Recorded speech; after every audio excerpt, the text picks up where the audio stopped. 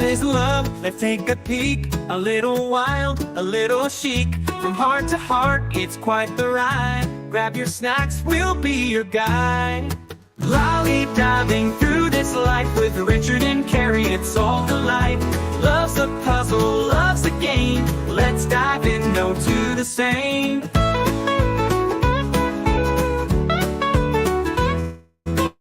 The romance, friends or family ties, a sunset glow, those starry skies. Moments fleeting, big and small. Turns out love might just be all. Lollydabbing through this life with Richard and Keri, it's all delight.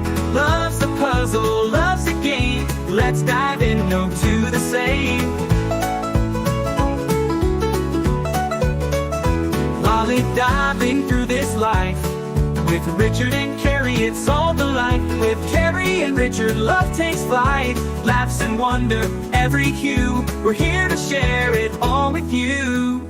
So hit play and join the fun. The love-filled journey's just begun. From silly to sweet, it's quite a view. Lollydabbing through with you, with you.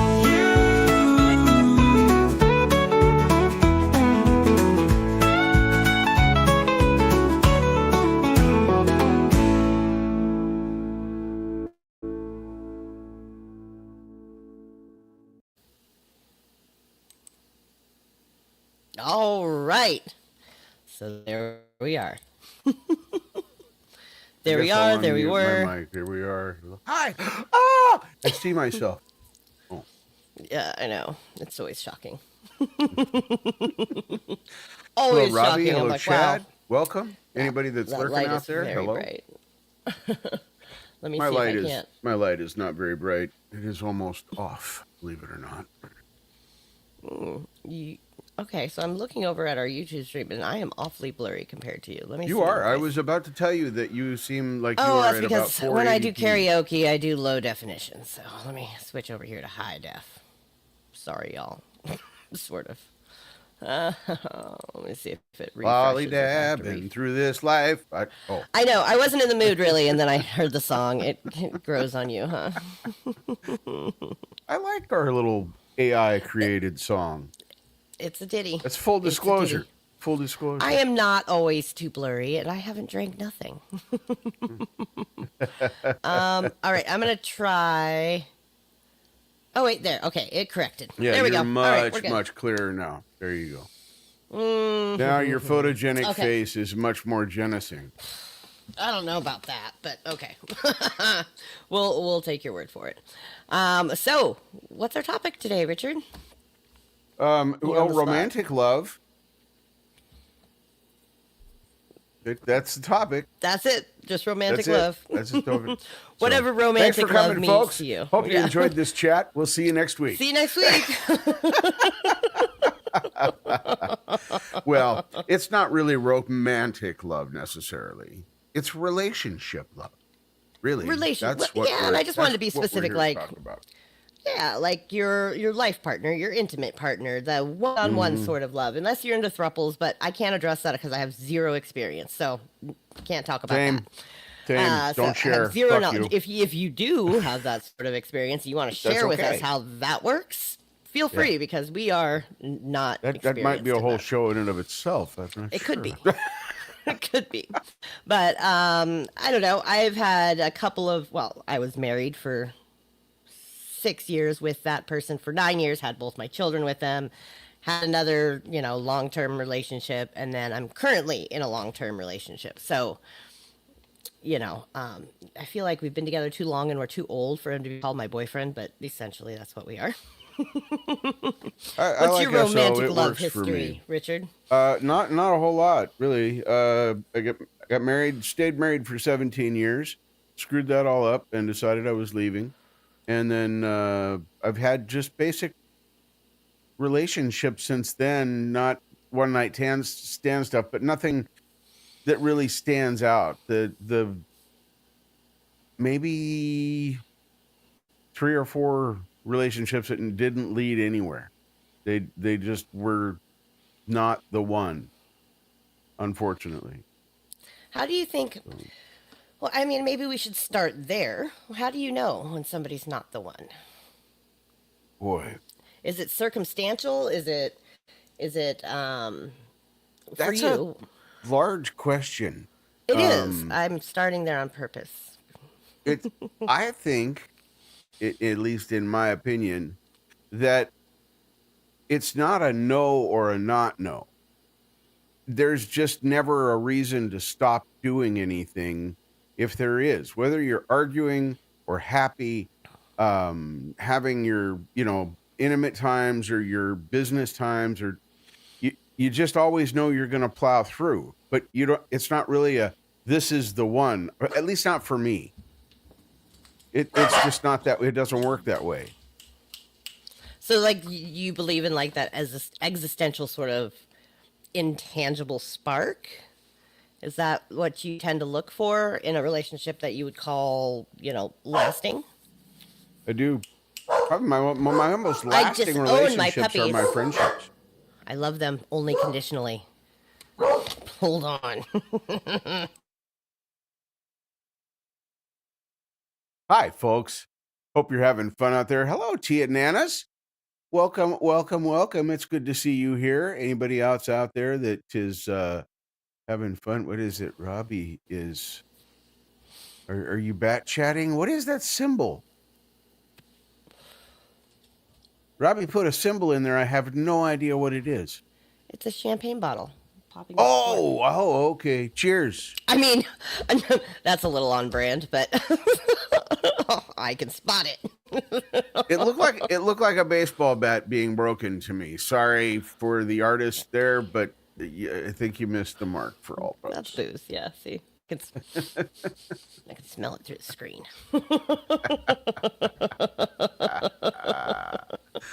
Nice. Now, where were we? We were talking about romantic spark, love, yes. and Love what decides something is worth. I hate to say fighting for or worth longevity. Like, at what point do you know that this relationship has longevity? I think that's something that you just know from the beginning. It never changes. If the longevity changes, because a relationship can change, circumstances Right. can change, Yeah. people can change, other things can change. Yeah. So you may find yourself falling out of love or not being enamored enough with the relationship to want to stay with it. That was kind of me, but that's a little bit of a different topic. I decided to leave the relationship because of a host of reasons, not all of which, or most of which, had nothing to do with my actual partner, with my ex-wife. Huh. So, yeah, I mean, just mostly comparing like my marriage and then the relationship that I'm in now, I would say that I was very much instantly in love with my ex. And then it was one of those things where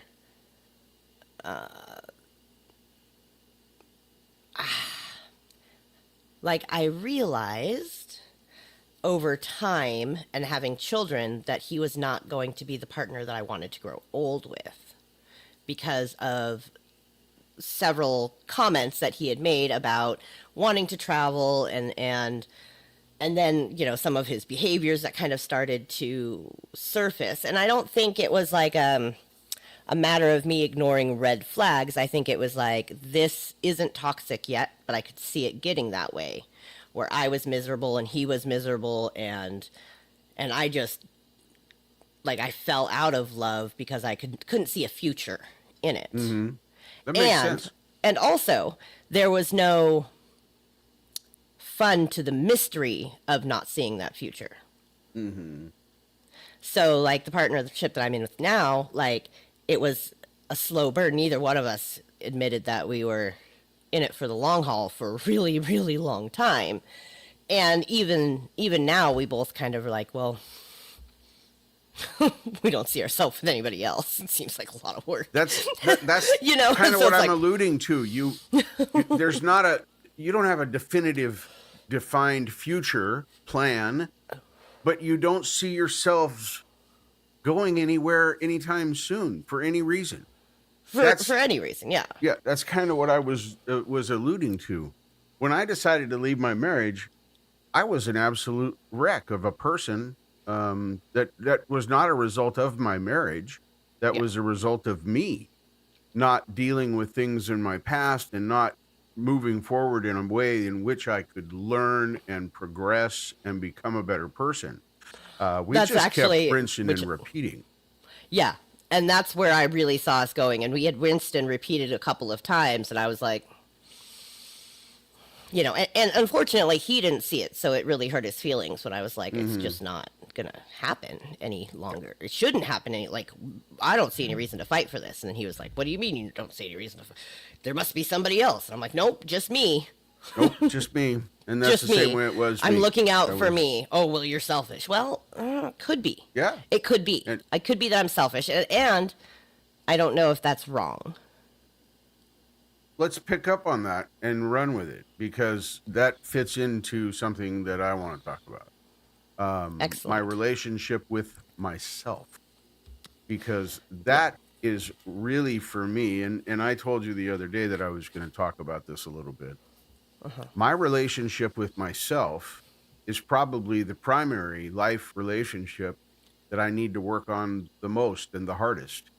Because if I don't have this relationship with myself, where I can have a rapport, get angry with me, get happy with me, encourage myself, then I'm going to drag down anybody I try and bring into my life. And that has historically happened in the relationships. There's nothing wrong with most of the people that I have tried to start a relationship with since. There just hasn't been any drive to do anything about it. And I haven't, because there's nothing here. There is now, 20 years later, 25 years later, there is now, after a lot of self-work. But my relationship with myself is probably the hardest relationship I've ever worked with. And here's my sign, change my mind. You have to have a relationship with yourself every day. We can joke about talking to myself or the voice in my head or whatever. That's the relationship with yourself. I don't care how you justify it or make it make sense in your brain, but that's your relationship. That's your daily dialogue. And if you're a piece of shit, you're worthless, this is your internal tape, you're not going to be healthy for you or most especially another partner. And Right. that's where I have been most of my life. I think with somebody truly special, which I feel like I really do have currently, with somebody truly special, they allow you to work on yourself. And they allow for that to evolve in a way that is comfortable for the both of you. And I think that is also part of what makes my current relationship so strong, is that we both have parts of us that we are continually working on, which is why we don't live together, which is why we don't fuse our life in a way that most people see as partnerships. Yeah. Because we're both really intensely, I want to say intensely private, but that doesn't seem like quite the right term to use. We're both,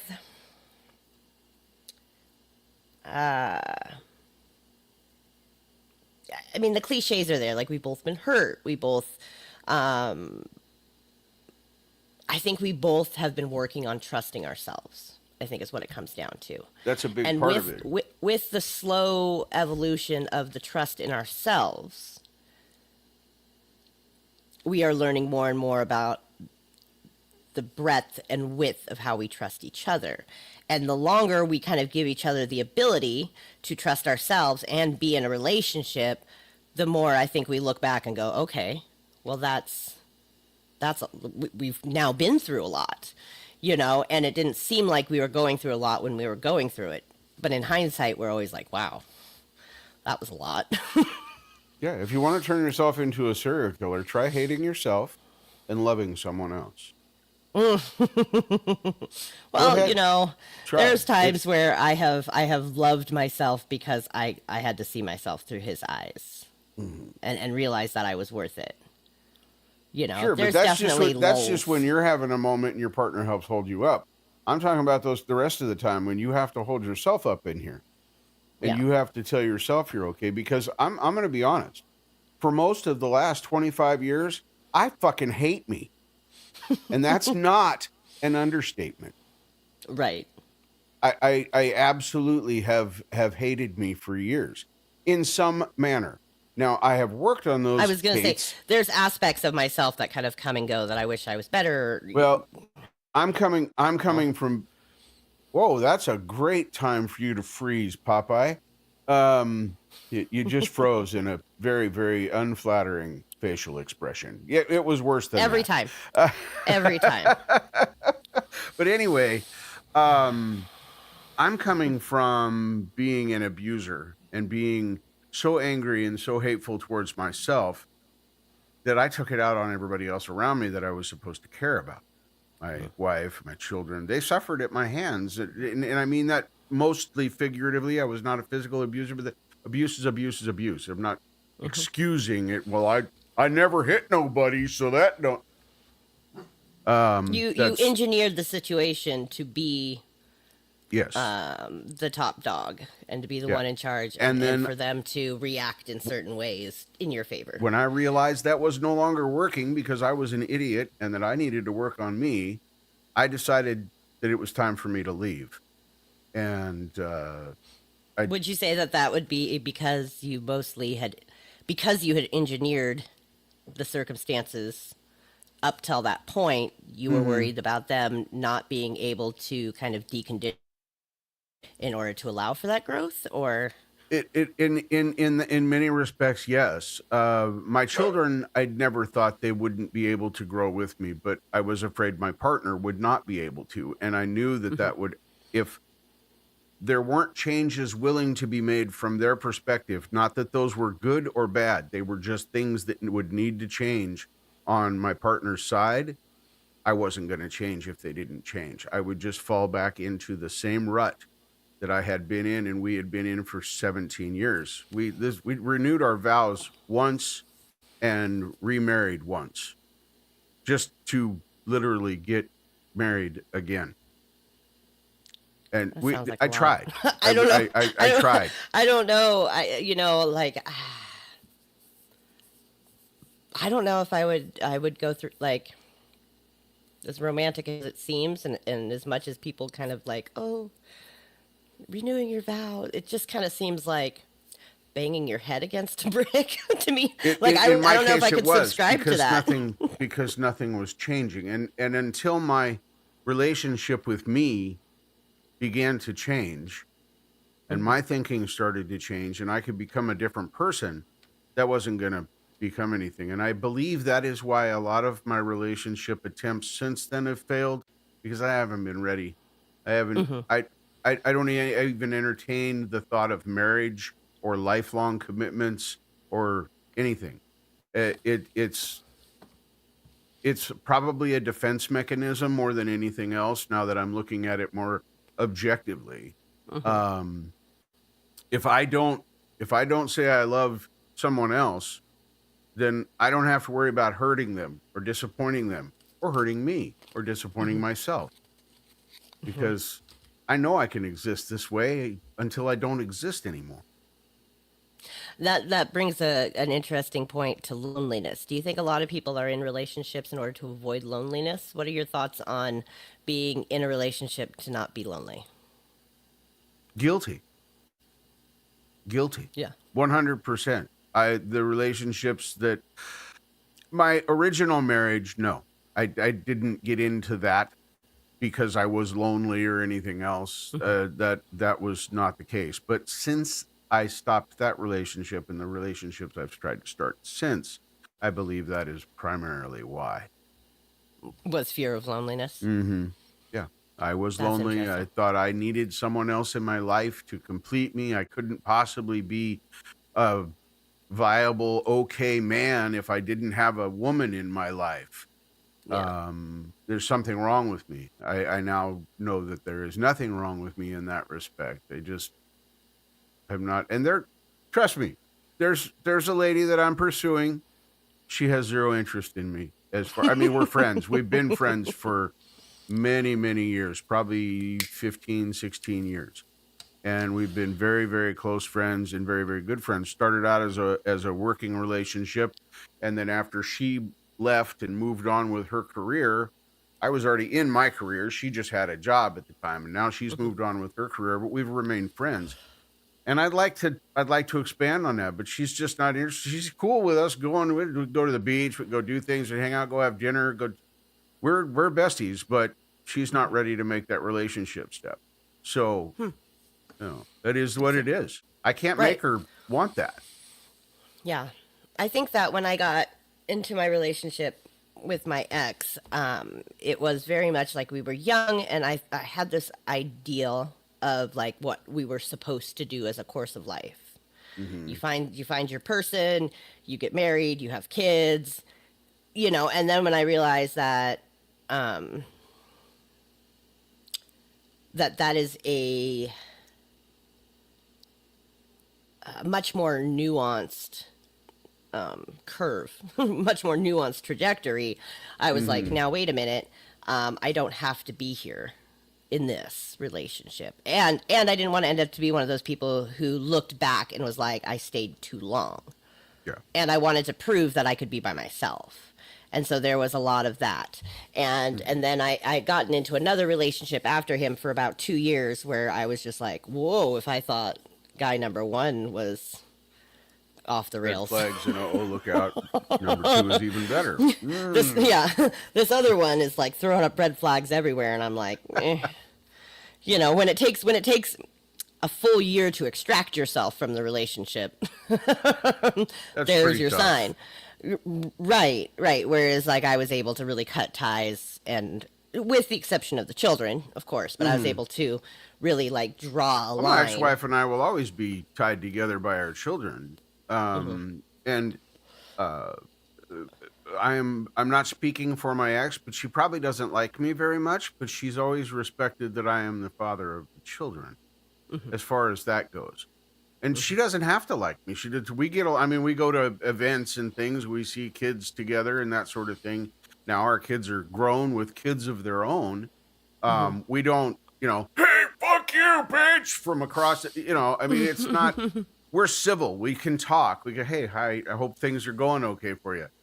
Her current husband now, he and I are pretty okay with each other. I mean, I don't, I have no reason to be jealous in that situation. I walked out. Right. You know, and it was 20 some years ago. Right. I don't know. I think I've been divorced now longer than I was married to him. So, but in a lot of ways, like, I definitely don't instigate any sort of communication with him now that both my kids are out of the house, above the age of 18, if you will. Like, my son still lives close by and has a decent relationship with him, and my daughter won't speak to him at all. And I don't see any reason to ever pick up the phone. If you were to text me, I'd probably ignore it for a couple of days to see how important it really was. No, I absolutely agree. But if my kids both invited us over at the same time to their homes, or if they have kids, my kids don't have kids of their own yet, so that makes it a lot easier for us to not have to like interact. It does simplify things. It does simplify things a lot. I am not in a rush for grandkids. I have a grand puppy, and she is very loud. Grandkids are really fun. I'm just saying, grandkids are that's what they say. I'm not. not. Do all the cool stuff, but looks like your kid just shit themselves, right? Yeah, you got a problem there. I paid my dues. Yeah. So I just do the fun stuff now. And my son and daughter both allow me to do that. My grandkids know that I'm just grandpa. I'm not there to discipline or watch or be responsible. That's up to their parents. Their parents lay down the rules when, even if I'm sitting there babysitting, which would be almost ridiculous at this point, I would just be following the instructions given by mom and dad, because it's not my job to raise these children. Whether I think my kids are doing it right or wrong, absolutely nothing. They're not being abused. They're not in any danger. There's nothing for me to say. They get to raise their children the way they do. I got to fuck mine up all by myself. So, they're already doing better than me. Right. Absolutely. I don't understand these. Okay, let me rephrase that. I can understand how easy it is to fall into this shaping for a woman to shape their identity by their children and therefore shape their identity by their grandchildren once their children have left the house. I know a woman like that, been my friend for years, and she is literally I totally defined understand by her how children easy. and grandchildren. Yeah, totally understand how easy it is, but I am staunchly stubborn not to do that. Like to the point where I'm like, like you have to recognize me as I'm your mom. I'll always be your mom. I'm your ride or die. But also, you're gonna have to figure some things out. Yeah. My son calls me and asks me advice, bounces things off me, talks to me about things he's decided to do for discipline with the children when they've done things, but he's a good dad. I'm like, yeah, do that. That's a good idea. I'm not giving him advice. I'm a sounding board for him. My daughter's the same way. And my daughter's like much more like me. She has a very, very hot temper, and she tends to slow burn and then blow. Slow burn and then blow. And that's very much what I do. And she has recently discovered this for herself. And that's kind of a tough one for her, because she wouldn't talk to me for a while, and I didn't know why. And she is going through a divorce of her own. I tend to react. She's been going through her own divorce now. Oddly, for many of the same reasons I went through my divorce many, many years ago. History repeating itself a little bit, except that she is seeking help. And I think it was last month, we had probably one of the best conversations I've had with my daughter in my life, because I was able to use my past with her, the things I did wrong, to encourage her and help her see where she's already got herself on a more right path than I did, and she really just needs to continue following it. She has not been abusive. She has not been any of those things that I was, because she's not as self-hateful as I was.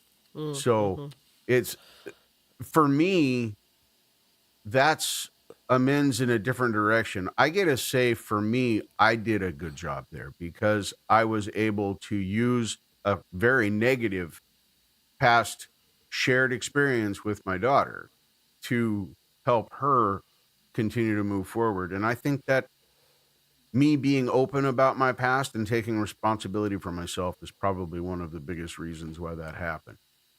Yeah, I think that's a big thing, especially with the kids. And actually, this is kind of dabbling into next week's topic, where we talk about family and friend love. We can foreshadow if we want. Yeah, absolutely. But one thing that my kids have pointed out to me is that I always was able to express to them why I fell in love with their dad. And I didn't find the need to hate him in order to be separate from him.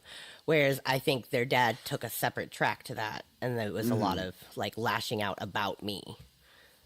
Even when he was, even being in, like, he remarried relatively quickly and was in love again. And then, it has been in a pretty long-term relationship after that. Again, like, he still can't quite let go of how I wronged him. Right. By taking care of me. Yeah. And again, I think that's one of the things that makes a romantic relationship really kind of have staying power is, I'm really trying to read these chats, but they're like, no spaces in them. I know, they're being struggling. mean. I'm struggling. But otherwise, I would comment more, but I can't. My brain is not. I got up really early this morning, and I can't quite. Hi, Ed B. Hello, Ed B. Wow, Robbie. Use the space bar, damn it. You too, Ed. Code. No, it's just no spaces, and it is a lot harder to read that way. It is a lot harder to read that way. It is. Otherwise, I would engage in what they're saying, but I don't know what that is. Robbie made an interesting statement a little bit ago. Go back and look at that comment that he made above here. He does that. Says he had a girlfriend years and years ago and literally ran for his life for whatever reason. It doesn't matter whether it was figuratively or literally running for your life. Doesn't matter. Unfortunately, that could probably have been a turning point had you decided to stay and try and make that work, because clearly you felt at the time that you needed to leave for whatever reason. And I'm not asking those reasons. I'm just pointing out that it's okay to make that decision. He answered anyway. Oh, that's nuts. I'm glad you're okay. Otherwise, we wouldn't have your blessed music. So am I. And that's intense. But you still had to make the decision to leave. And Yeah. Ed, I'm gonna show this, Ed, because you're an asshole. Go ahead, folks. I've already read it twice. You have fun with that.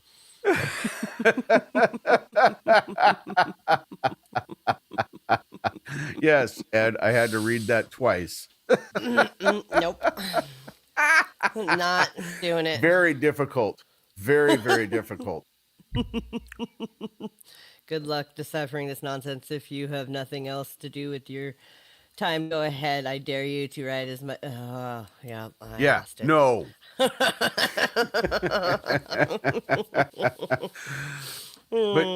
I'm hoping that I'm not trying to bash myself for what I did in my past. I'm not trying to say I'm terrible at relationships. I'm not saying any of those things.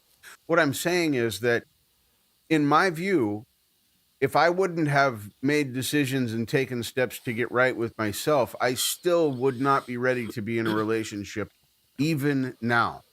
And I'm 6. So take that as you will. 6 in decades. Mm-hmm. Yeah, I think that too, in a lot of ways, we can't, when you're in a good relationship, it's hard to explain and put your finger on exactly what's so good about it. It's really easy to talk about the parts of a bad relationship. I think even if you're still currently in it, quite honestly. And that's kind of one of my sacred rules is I don't vent about my partner to my friends, which is a trope that a lot of women feel like they need to do. And I think that it's probably a good idea to take a look at why you decided to be in that relationship with that person if you feel the need to endlessly vent to your friends about them.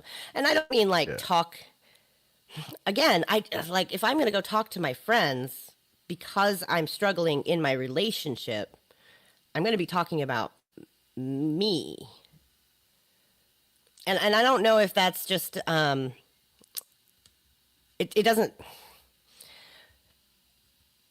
it makes me really terrible at being a friend because I have very little patience for listening to it, and also I don't go there with my girlfriends, so it makes me a terrible like girlfriend, you know. So I don't know, I'm still navigating that in a lot of ways because I just can't subscribe to that, you know, and I feel like there's not a lot of other people out there who like get that. Well, you know, the whole concept of, for me, the whole concept of love in general, which is why I'm kind of enjoying this topic, is an enigma in my life. I love my children, but that's not romantic love. No. I love my friends, also not romantic love. Right. Although some of my friends now I have had romantic relationships with in the past, and now we're friends. The people that I lived with for 5 years while I fought for my disability was in my ex-girlfriend and her husband. That is some good friendship there. And that's taught me a lot about love. Yeah. Because relationship doesn't have to be romantic, although that's the focus of this month and today because we're in February. But relationship, in order to be romantic, it has to be starting from here. And as you just said, this is where my point was going. If you feel the need to talk to your friends about what your partner's doing wrong, you need to talk to your partner first. You should have already had the discussion with them. If you haven't, then you're undercutting them and you're taking the bank right out from underneath their feet, because they can't even defend themselves. They don't even know what's going on. And second of all, if you're not right with yourself, you can't ever be right with them. You can't. Right. Right. If you can't see if you're not okay with your flaws, you'll never be okay with somebody else's. Yeah. And you should be able to talk to your friends about your flaws. Absolutely. Man, I'm struggling with this shit. I keep thinking this. I got this thinking error going on. Okay. I think it's a thinking error is what it is. Mm-hmm. And Many. I think too that in a lot of ways we forget Jimmy that C, we don't. cheers, brother. Jimmy C? I've got mine ready, but it'll happen. It'll happen. I think in a lot of ways we forget that love is a decision and that we don't actually receive love from the other person. Love is created within our own bodies. And the sensation of love, I call it a heart smile. You get when you just look at him out of a random moment, and you're just like, this person, I'm just in awe of them. Yeah. And it's like, sometimes it just kind of hits me, but there's times where I'm like, I am not in awe of this currently, but I know that it'll always come back around. And if I just give it space and I don't give it any oxygen, sometimes that too will pass, So it's like, it's making the decision to remember those moments that you are in awe of that person, even when you're not, and being willing to find that space, even in those times when you're not, and it always comes back to your thoughts. Yeah. Your own thoughts create your own feelings. And so if you have decided to love somebody and they continue to astound you with their own growth and showing up in ways that you don't ask them to, and you're looking for ways that they show up for you in ways that you don't ask them to. I think there is a lot. I think talking it out is overrated in a lot of ways. I'm just going to say it. Well, I think that too many couples try to figure out too much shit verbally. And sometimes you got to step back and let it play out. I agree. Like the staying up all night talking, I'm just like, that sounds exhausting. I don't want anything to do with that. Right. Well, and there's, for me personally, it's not an exit strategy. If I'm in a relationship with someone and we're having a disagreement about anything, it doesn't matter what it is. If I get frustrated enough about it, there'll come a point where I will say, we got to stop. We can't keep talking about this because I can't hear you anymore. We're not having a conversation because I'm frustrated and I don't know what to say and I don't know what the answer is. So we're either going to have to come back to it later or agree to disagree. And that might sound harsh, but you guys, trust me, you do not have to agree with everything your partner does, says, or believes in order to have a great relationship with them. Right. We're not talking about flag items here. We're talking about you don't like fishing, but your partner likes fishing. You don't like water skiing. Your partner likes water skiing. And you do those activities separate from one another. If that's a bone of contention and makes you mad. What? You're not supposed to be separate in relationships. You're supposed to be together all the time and like everything and do everything together all the time. There are some relationships out there like that, but most there are, but it does not work for me. It doesn't work for me. Doesn't work for me either. Yeah. Doesn't work for either. Tina Marie, no. We really don't do a lot of singing during this. This is predominantly a talk show about different topics. This month is love. We will, yes, agreed. Absolutely. There is something about that 3 months. Yes. Man, Yeah, Yeah, no, there's the I had target. forgotten. I had forgotten. It's been a while since I've said nope, we're done at 3 months, because I did go through a succession of 3 month relationships and been like nope, or they were like nope. And yeah, there's something about that 90 days, Hmm. which is really interesting, isn't it? Yeah, it is. I It's had it, actually heard a suggestion that approaching friendships like that, because when romance isn't on the line and you have like a buddy hmm that you meet, because it's hard to make adult friends, right? Yeah, Um, to put in place a 90 days, like let's do everything together for 90 days and then decide whether or not 100% we're Pendar. good friends. Yeah, yeah. Without like, just shake hands and part ways, so you don't feel like either one of you is being a bad friend. But yeah, I mean, I don't know. I found that maybe it's more of a female thing, making female friends, because like I fall in with people and I'm just like blah, blah, blah, blah, blah, blah. We talk every day and then things kind of fizzle out, which Right. is interesting. But yeah, 90 days is there's something to be said about that. Yeah. Um, Yeah, and you need to be able to enjoy those. If you feel inadequate or broken when your partner's not there, you're codependent.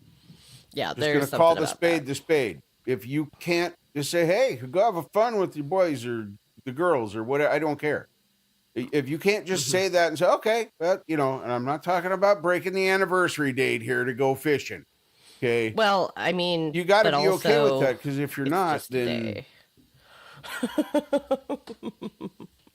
yeah. See, Jimmy, that's It's that's just a perfectly day. acceptable. Occasionally, you have actually had separate vacations where you wanted to do different things at the same time.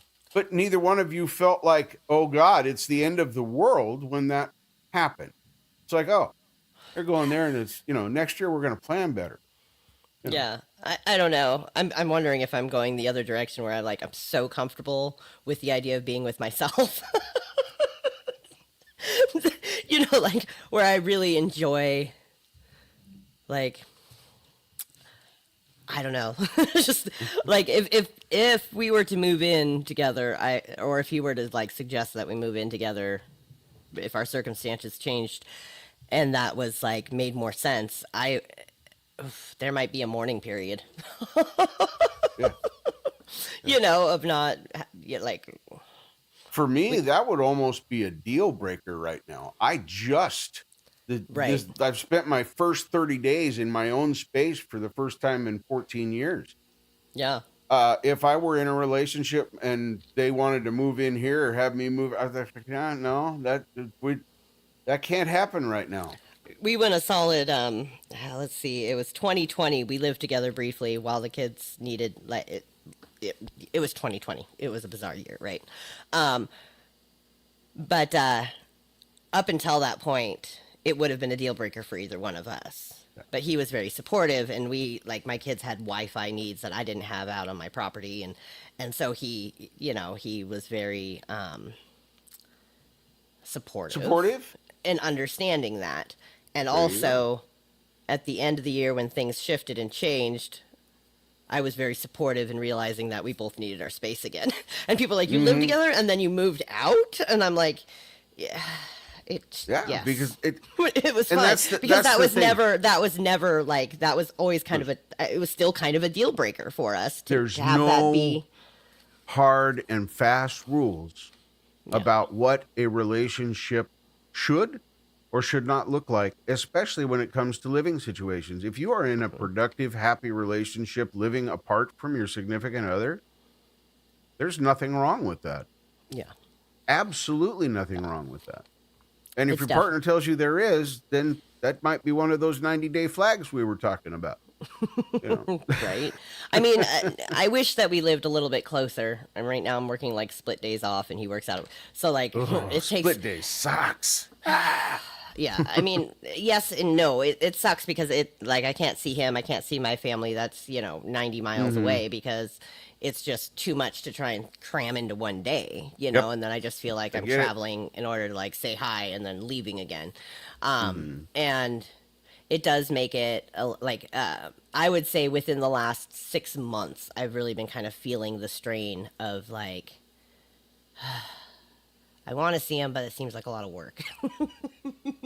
Which I feel bad about. So, things might be shifting a little bit Yeah. here in the future just because of logistics, Well, yeah, you've got to be able to. You've got to be able to do that. It's like I'd love to go visit my grandchildren's, but it's 100-mile round trip for me to go and see them. It's a Yeah. commitment, not a.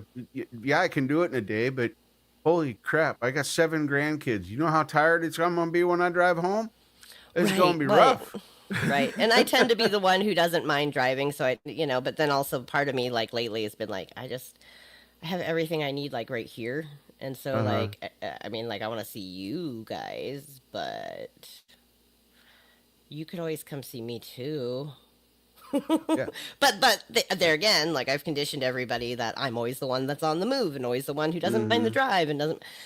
But I'm getting old, older. I'm getting older, and it's beginning. It's beginning to be a little bit taxing. So I mean, we'll have to straighten that out in the future. So keep you posted. We'll check in February next year. Good point. You don't have to also have the same kind of. I would not be seeking the same kind of relationship partner now that I would have been seeking 20 years ago or 10 years ago or maybe Right. even 5 years ago.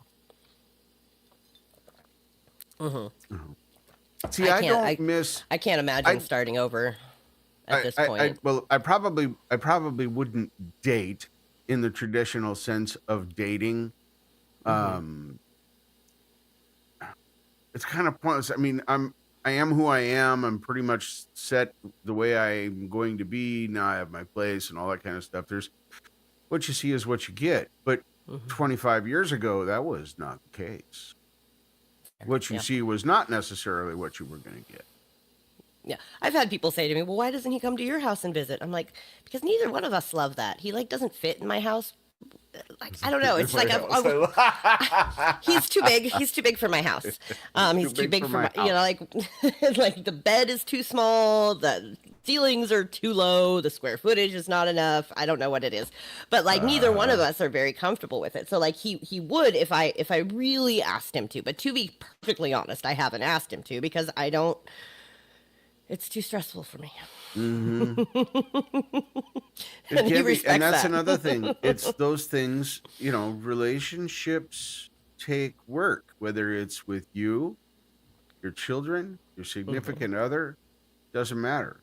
There's work involved. There's things you have to look at and do and think about and say. And, do I have to tell my partner that I love them every day? No, but it sure is fucking nice if I remember to do it. Well, They're going to and appreciate even then, that, but it's not a requirement. If I skip a day, it's not the end of the world. If you skip a decade, it's not the end of the world. It's about how much you show up. I'm sorry, words are just words. Words are just words. Exactly. Because I'll tell you what, my partner has a real struggle with the L word. And I probably overuse it, but I use it as a generic term, not a romantic term. Me saying I love someone has zero romance in it. That is a mental state for me. That being said, I do have a hard time saying the L word myself in a lot of instances. It's very easy for me to say it to him, and that's what I told him. I was like, listen, I know you're uncomfortable when I say I love you, but I'm allowed to say I love you, and you're allowed to not have to say it back. Like you say it at your own comfort level. And I have a couple of friends that say, love you, and I'm just like, oh gosh, it's kind of like it's more of a struggle for me to say I love them than it is for me to say I love him. Just, so like, but there again, that's an expression of my love. And that's how I kind of keep it sacred to him because I do say it a lot to him. Well, Pindar and I don't want it to lose its essence. Yeah. It's not required to say. It's something you just know. Pindar just put it in the chat there. She knows her hubby loves her. It's not required to say. I just say I love you. He doesn't have to dog. say it for her to know that. And if he doesn't say it, it doesn't mean he doesn't love her. And I don't ever want it to be like obligatory. Relationship rules. What? Yeah. Relationship work, but not relationship rules. Because if there were relationship rules, we would all be able to just get out the chart. Oh, we need to do number 37. Well, Okay, a lot of fixed. times when you're struggling in a relationship, it's because you have a manual or a rule book that only you know about, and the other person doesn't have that rule book that you have. You don't love me if you don't take out the trash. Well, I don't know. That's the move, Ed. You do that. Thank you for coming and hanging out with us for a while. Yeah, thank Really you, Ed. appreciate that. Really appreciate that. Yeah. But yeah, like there's more to that than just they didn't take out the trash. It's symbolic to you, and it's one of those things where, like, if you want the trash taken out, take out the trash. That's on I you. have my trash when we're done with this. I have my trash sitting right there, so I'll trip over it when I go into the kitchen because it'll bother me, and I'll take the fucking trash out because I'm lazy with taking the trash out. I wait until Mine it's has been full. bothering. I have 2 garbage cans, and it's. I'm looking because I'm like, it's But time. that's For just 2 the days, I've thing. been like, I need to I take that out. see that the trash needs to go out, so I take the trash out. My partner should also be capable of that same epic feat. I see the trash needs to be. Now, I'm not talking about work levels or who just got home. Or Listen, I'm just and talking about you see the trash needs to be taken out. Take it out. I have a high tolerance level for clutter and mess, and he has a much lower tolerance level. It does make living together a little bit harder, but at the same time, I'm just like, oh, my tolerance level is a little bit higher, and also, like, I stress myself out trying to meet his tolerance level. When we were living together, I was like, you just have to, like, if you just say, like, I know you don't feel like you should have to, but if you say something, then I see something. I literally, like, my brain will be going a million miles an hour. I'm thinking of a bunch of different things. To me, I have that's other things I'd rather. relationship work. Yeah, That's relationship work. Yeah. And It's once not he a was hard, like, fast oh, rule. It's just something that you've talked about. You've let him know, hey, I'm Just don't oblivious see to it. this because it doesn't bother me. But if it bothers should. you, it's important to me. yeah, if it But bothers you, it's you important have to me. to take action and say, hey, can we do something here? In which case, I'll be like, I'm so embarrassed. Yes. Well, yes, we and- can. But you would also have the safety in knowing that he's going to tolerate that too. Yeah. See, Exactly. so there's his relationship work, and that's what I'm saying. It's more about, I hate to use the cliche of communication, but if you spend the time telling your partner about the things that they do wrong when they don't matter, like it's way easier than, they came home late, smell a little bit like beer. You think they hit the bar after work and you're pissed off, but it brings up the fact that they didn't wash the fucking cars last week. And now you're arguing about 2 things because this brought that out because you never resolved your issue with that. Well, why didn't you say, I really wish you would have washed the cars last week. I like it when you do that. Or better yet, can you wash the cars today? Do you have time to do that? But if your partner getting blindsided by you being angry about that because you never said anything, that's not fair. No, it's not. Now, once you've said something about it and there's been discussion about it, then it's a little bit different. But I if love how you- Pendar put this. If I ever mention I need something, he will do it. Getting irritated because he didn't do it on his own is my problem, not his. Amen, sister. That's exactly what we have spent the last 53 minutes trying to express. Pendar expressed in one. But yeah. Okay, I mean, thanks for coming today, folks. Yep, We'll have a great bye. day. If you have any questions, call Pendar. No. Yeah, call Pendar. Her and Mandar got it figured out. This is exactly why I wanted to do shows like this and talk about topics like this, not because we're providing answers, because we're not professionals. We're not trying to tell you how to do things right or wrong. We're 2 people who kind of connected on an intellectual level and said, let's talk about some of these things. And okay, that's what we're doing. But Pendar saying things like that, Robbie being able to share about his past relationship train wreck, what those kinds of things, those are opportunities for all of us to see and learn from one another. And that's what I really, really hope comes out of all this in the long term. Listen, and I totally agree with Robbie. Sometimes everything, I mean, like, I tell myself to take out the trash, and I immediately like rebel against myself. Who are you to tell me what to do? And then Oh, the trash I've done doesn't get that too. taken out for another 2 Yeah, days. yeah, I've done that too. I That's the am reason it's now currently in a not battle under of the wills sink. with my trash right now.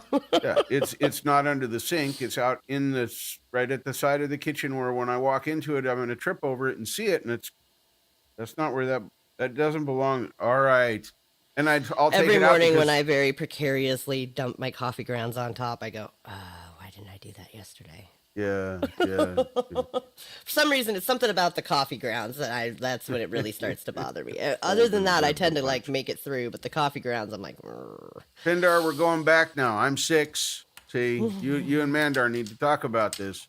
I'm 6. I might be talking about decades, but I'm 6.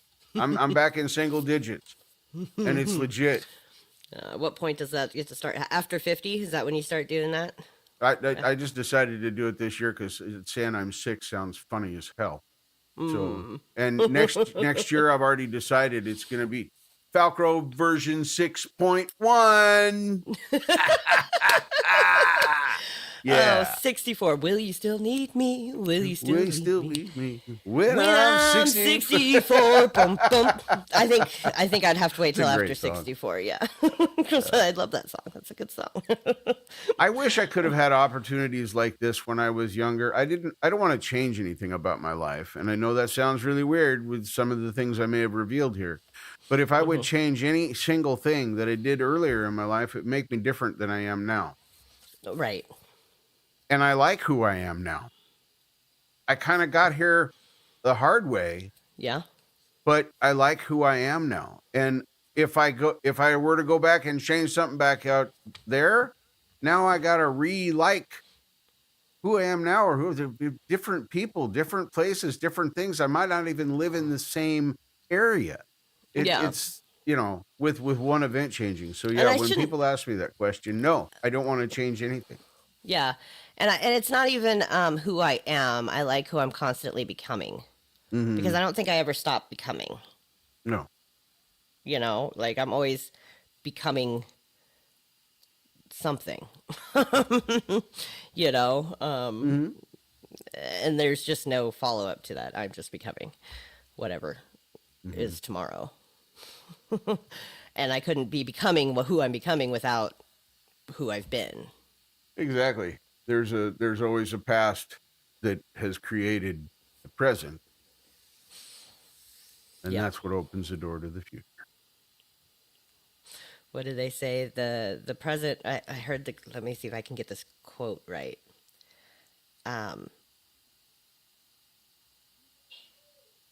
The present.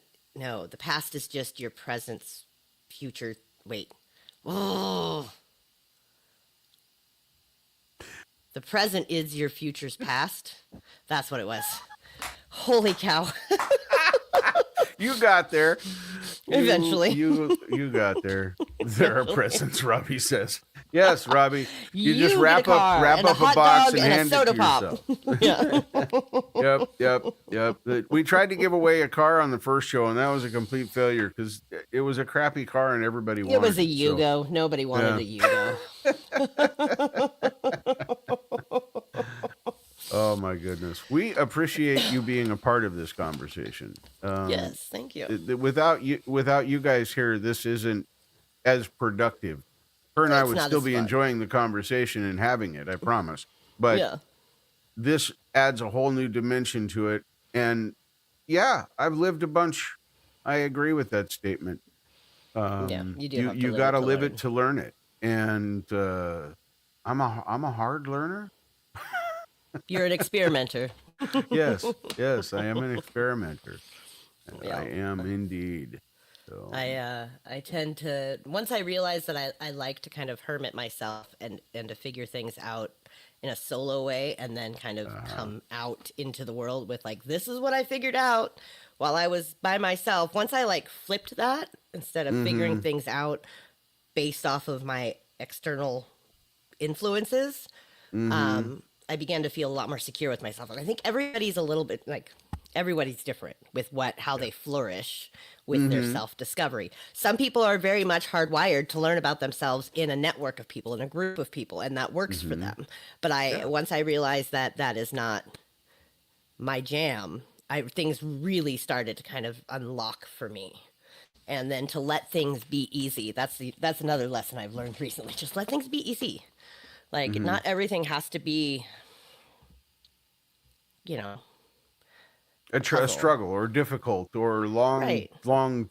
You know, you've got to I don't always work have to on it shoot a long time for a goal, you know. Yeah. There's jam. Well, yeah, we there should have been a half an hour ago. Yeah, at this point, like I've got to, we might just have to like, I don't know. Yeah. We started with this intention to break it up with music and sing it, but I don't know. We just kind of get rolling, and then it seems like we're just kind of and shoehorning it in. And now I'm just like, oh, I've got a thing after this, and so. Well, and even ups and downs, it's like, what is up and what is down? I mean, in hindsight, most of the downs led you to your ups. So are they really downs? I don't know. Yeah, I think it's a matter of perspective and experience. I really do think that because everybody's life experiment is different.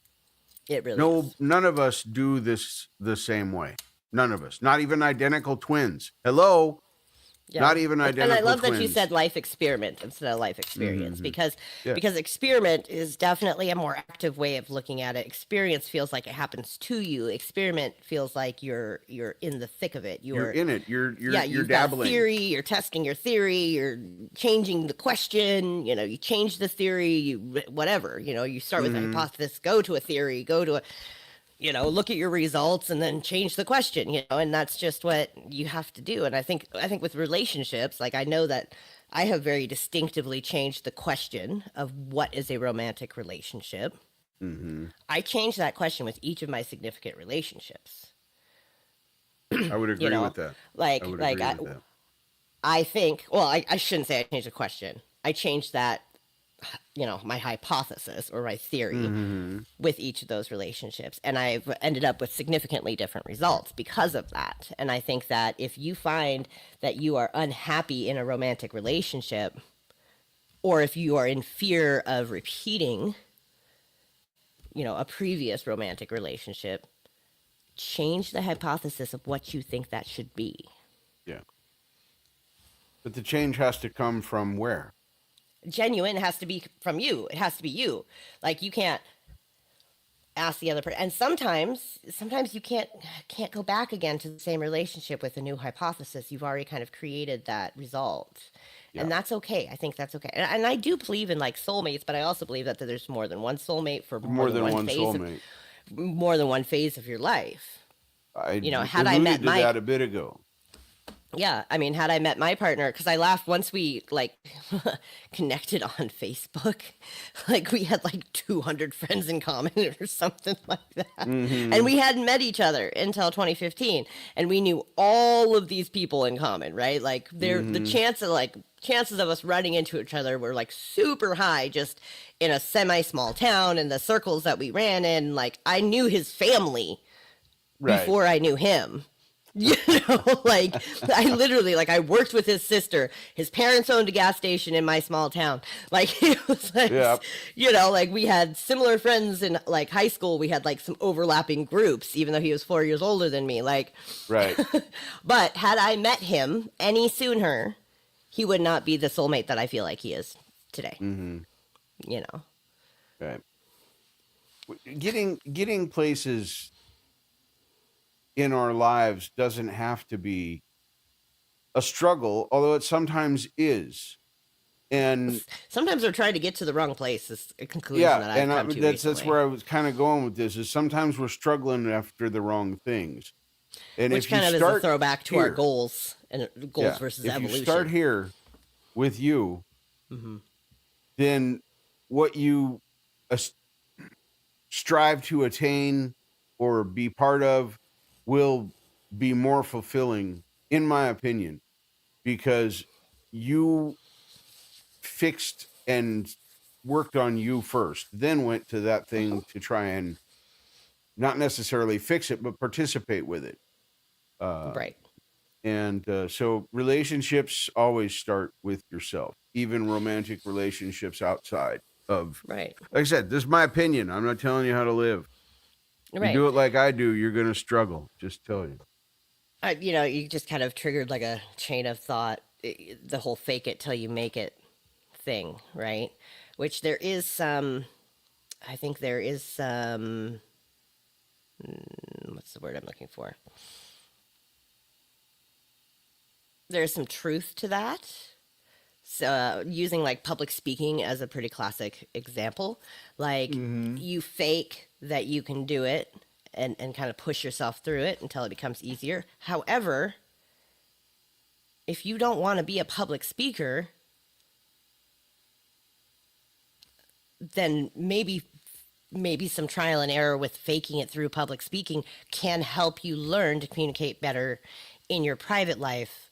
And being a public speaker isn't in the cards for you because it is so much of a struggle to fake it till you make it as a public speaker. Yeah, but you realize exactly. by making yourself do it for a short period of time, it kind of unlocks this ability to express yourself in a one-on-one situation or in a relationship or, things of that nature. Because if you kind of push yourself beyond and then realize, well, I'm not really built to be a public speaker, but these skills that I have built faking the fact that I can publicly speak have helped me communicate in more subtle ways in my life. Anyways, I don't know what that has to do with Arguably, anything. that's still working on yourself first.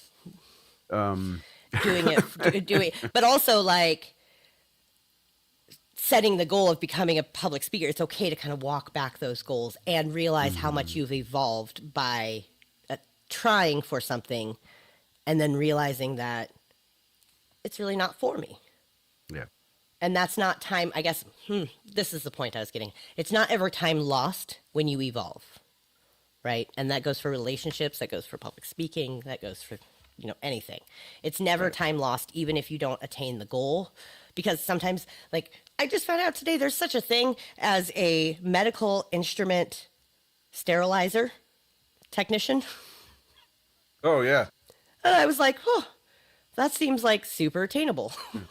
I'm an like expert. there's always, I'm an expert in autoclaving. Huh? I mean, well, right. And it's like for people who like want to work in a medical field but don't want to be a doctor, like I think we forget that there's all these, here's the point I'm trying to make. There's all these like things that we don't know exist in this world. These roles that we can play that don't exist. And you don't know until you have the conversations or you strive for something that's broad, and then you realize that you can like narrow it down into something a little bit more tailored to you. Well, okay, so funny thing is I was actually a part of Toastmasters for a short while, and I was thinking about getting back into it just because I should do something in my community face to face. Because people tell me that it's good for you to not always be in front of the screen with your communities. I don't know. I'm still on the fence about whether or not I believe that. Because I don't know. I found a pretty good community right here, and I really enjoy you people. And I don't know if I don't know. It's if y'all ever wanted to get together in person, interesting. I'd be on board. See you at Chad's wedding. I have met, of course, I've met Marshall in person, and I intend to meet a few other people in person. They're close to me. Yeah. You yourself are not that far away. We're not that far. We could meet in the middle I've at Medellin Falls. probably been within a crow's fly of where you currently live. Yeah. In my travels. So we pulled up maps and everything. We found it. But I think that is, again, we could touch on it a little bit more next week, but I think community, I do agree. Everybody kind of looks at you funny when you're like, I don't really have like IRL friends. And I made somebody define for me, like, what's the difference between like a friendly acquaintance and an actual friend? Well, would you tell them the things? I'm like, well, I don't know if I tell real life people the things. I mean, I just don't have that. I don't know. It's one of those things that I've been really thinking about lately is community and friendships and what does it mean to, like, why why is it bad to only have friends that, you maybe haven't met in real life? Like, is it Well, 5 years bad? I ago, if don't you had know if told it me that I would is. that I would care, legitimately care about people that I only know online, um, I'd have told you were insane. There's no way. Because Right. why would I care about somebody? There's no tangibility there. I can't. I've never touched them. We've never shook hands. I've never looked them directly in the eye, face to face, so to speak. But there are people out there that I genuinely care for and that I feel sorrow for, such as Kurt, I was going to say, it passing really in hit that home terrible losing thing. Kurt, That how has been genuine. a Yeah. hard experience. Robbie is a very, very good friend of mine. We talk on the phone quite a bit. We've never met. He lives somewhere in the Oklahomas. There's more than one. It is a good idea to get out of the house, and I get out of the house to go to work, unfortunately.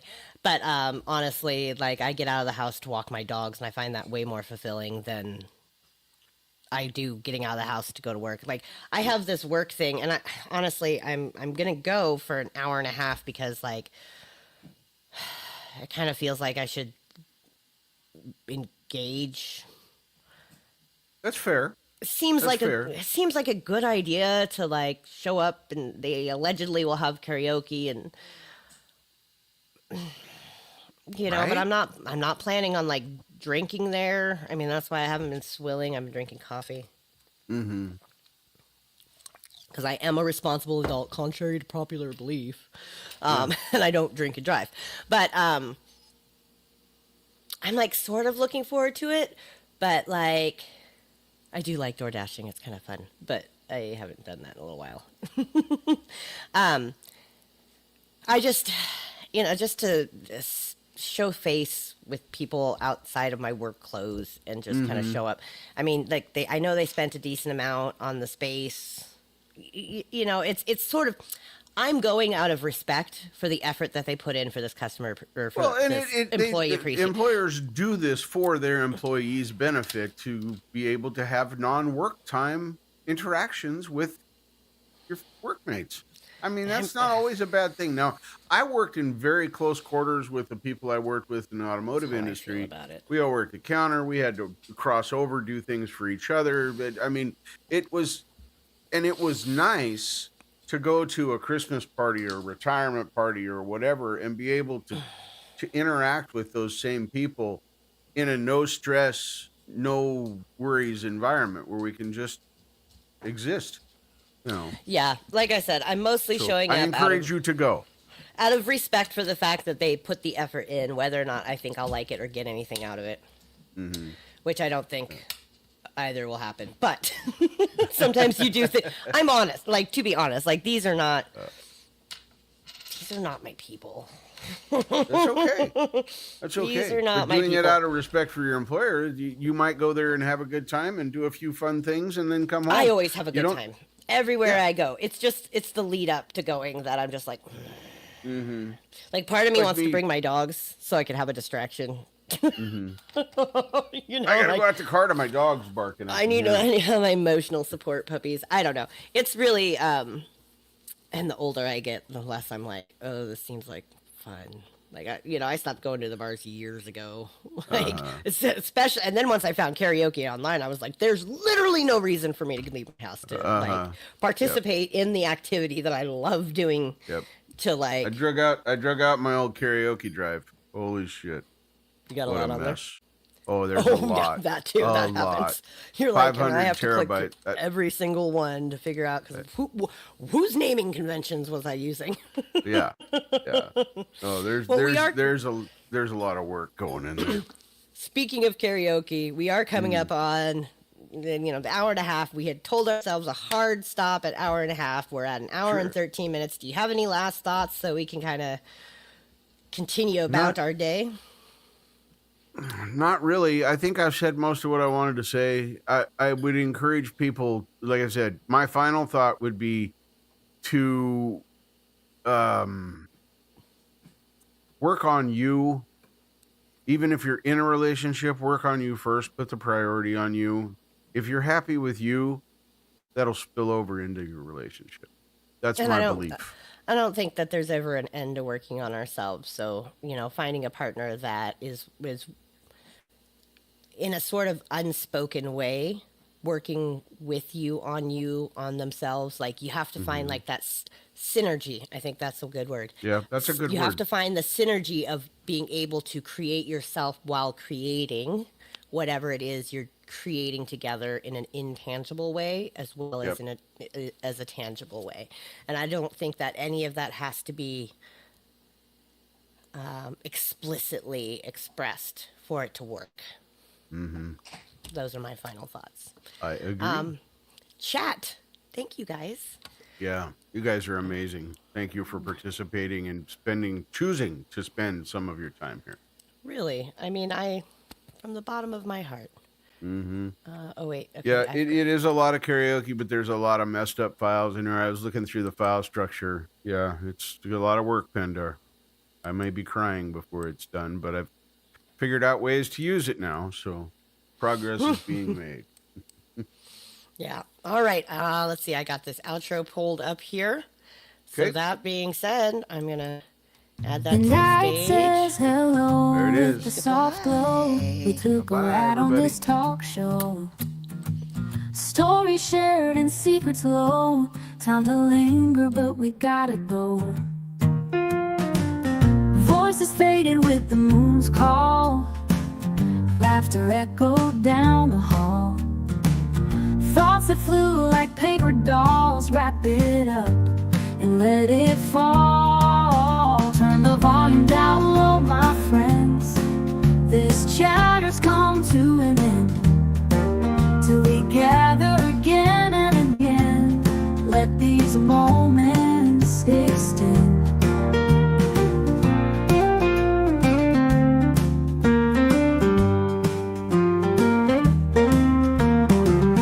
In the quiet, hear the clock tick tock.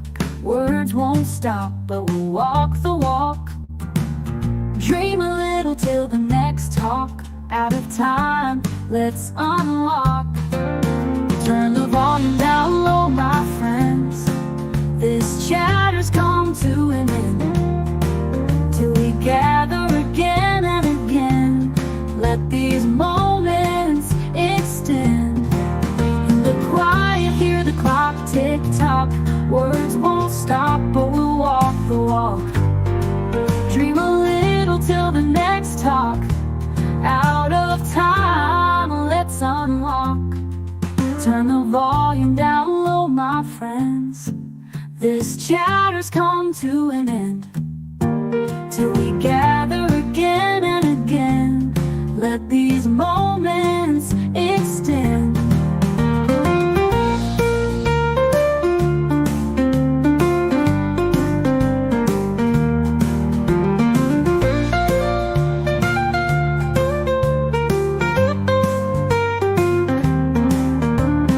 We signed in with open minds. Now we drift on the book of fine.